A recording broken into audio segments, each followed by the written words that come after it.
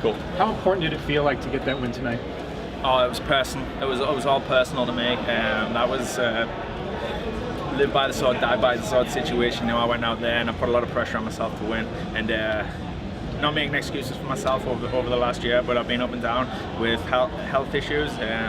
But I'm fully healthy now, getting all that sorted out, and seeing tonight I'm back to being what I do best, and that's putting people away.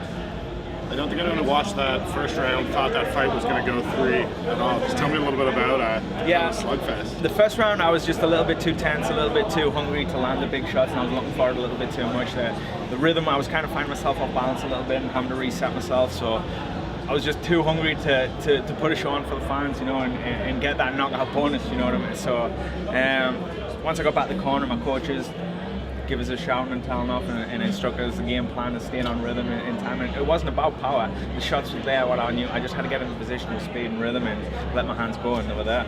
Sam, he seemed like he was up for it as well. Eh? Oh yeah, I knew Sam was good. Sam was coming in the best shape of his life. I think I knew it was an important fight for him. He wanted to win. He wanted to get back in the win column, and he wanted to knock me out. And you could see what the fight landed. He was standing right in front of me. He was throwing the same shots back. He was taking a shot, coming back with a shot, and he was there to fight. And I was the one that landed the better shots. Could you tell it seemed like he wanted to be technical, but when you caught him, it's like his natural slug mentality was kicking in. Yeah. Could you tell that while you were hitting him? Exactly. Yeah, I could hear his coaches screaming at him, calling him to relax, reset, breathe. Every time I caught him with a little shot, and he would like grunt a little bit, he would like give us a little, like as if he was wanting to just go for it, but hold him back a little bit. But he was there throwing down, man. He was there all the way, and it was a question of time for me to get on rhythm. And I knew the shots were there, what wanted to land. It was just a question of making him miss, staying on rhythm, and being comfortable in there. Playing off his aggression, was that part of the game plan going into it? Yeah, I said right from the beginning. Offensively, Sam's really good. Defensively, he's poor. He leaves himself open when he stands in the pocket and throws shots, and that was the whole plan. Get in a fight with him, get out, counter him. That was the plan with him the whole long. In and out, pick your shots, boom, big shot, bang, let him go, do you know what I mean? And that was the game plan. The first round didn't really go to, I started to slug with him a little bit, but once I got on rhythm and found my range, I was exactly how it should have been. I mean, that's a danger when you kind of open up that way, when you get too aggressive, when you kind of make it into a slugfest. When you take risks trying to finish the fight is when you kind of leave yourself open. Coming off your last fight, was there not anything mentally in you going like, I gotta calm down, I gotta play this technically? No, nothing mentally like that. It was a question of who I really am, what type of fighter I am, how can I bounce back, and how many times can I bounce back. I've been up and down, and I've been in the UFC for a long time now. I've had wins, I've had losses, I've fought some great guys, some of the best fighters in the world, and you know, how many times do I need to come back? And it was a question to me to go out there and prove to myself what type of fighter I am. I'll live by the sword and I'll die by the sword, you know. I'll go out there and I'll fight in front of the fans and I'll give 110%. Whether I'm 100% or not, I'll give 100% and fight till the bitter end, because that's what I am. I'm a born fighter.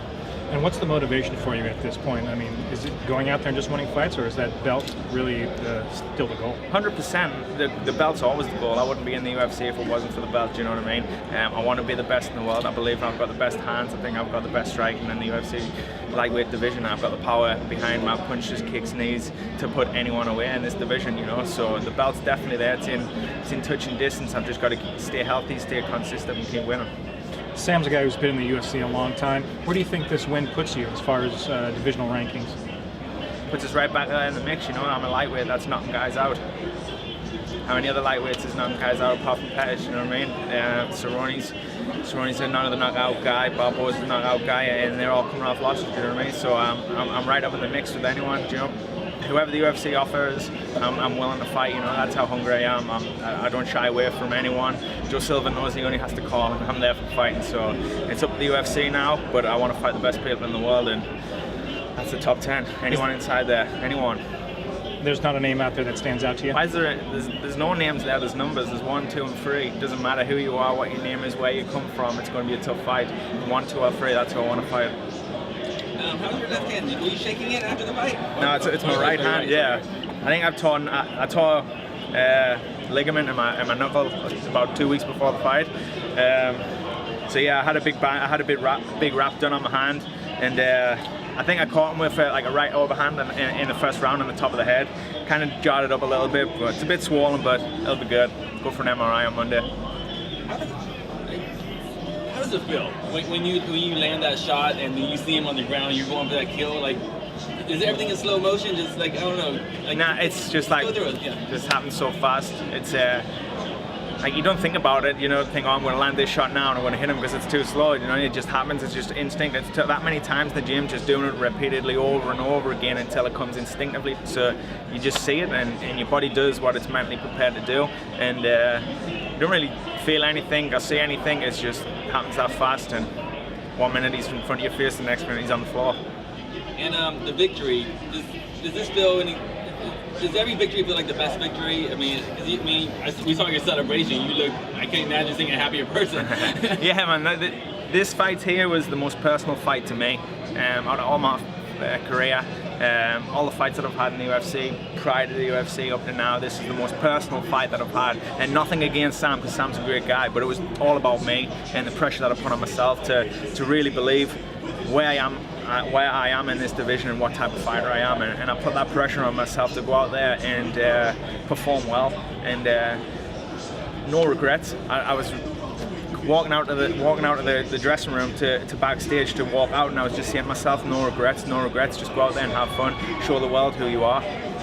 What do you attribute that kind of mental reassessment to? Is it just coming off a loss? Yeah, it's who you are and where you come from. You know, I'm the type of person I am. My family, everything that we've been through, the highs and the lows, and the life that we've led, you know, and it's who we are. It's how I was born. My family's a fighting family, and I know they're all back there supporting us, and my mum and dad flew all the way over from England, and my wife's dad flew all the way over from Australia, and they'll be jumping joy now. They'll be buzzing, and they're so proud of us, and I'm so proud to represent my family and friends. You got the win, which is great, but like you said, you put so much pressure. Like, this fight was the biggest fight ever. You know, it went your way, definitely. But had it not went your way, were there going to be decisions that you had to think about? Massively. If this fight didn't go my way, there was massive decisions that I had to think about. Like, where was I going in my career in the UFC? Do you know what I mean? I don't think the UFC think that fight that's going to be out the door anytime soon. You know, because I'm winning fights, but it was personally, what am I going to do in this division? Am I going to be a gatekeeper, or am I going to be a guy that's going to push to the top of the world? And that's the pressure that I put on myself. Am I going to be that guy that's winning and losing, staying around the top 10, top 15 type of guys, or am I going to make statements and get the world talking about us? And that's what I did tonight. I made sure that I went out there and left the octagon with my name all over it. Okay. Depending how the MRI goes, how active do you want to be this year? Do you want to get back in the cage as quick as possible, or are you willing to wait for an opponent, a different opponent? I would like to stay consistent 3 years. You know, 3 fights this year. I would like to stay consistent, but I want to be healthy. I've fought too many fights unhealthy and not making excuses. I'm at that age now, and I'm at that part of my career where I'm getting to be a draw for the UFC. I've had 1 main event, 4 co-main events on fight nights, and I've headlined a prelim on a UFC 185 card. It's time to step up to the main card, the pay-per-views and the big names of the UFC, and give me my shot. One thing, how does it feel? Is it a different type of pressure knowing your family is right there watching in such an important fight to you, or is that exciting, or what is it like? Nah, no one beats us up as much as what my mom does, so I'm all good. No, my mom and dad are a massive fan, and they love the sport. My mom's a huge fight fan.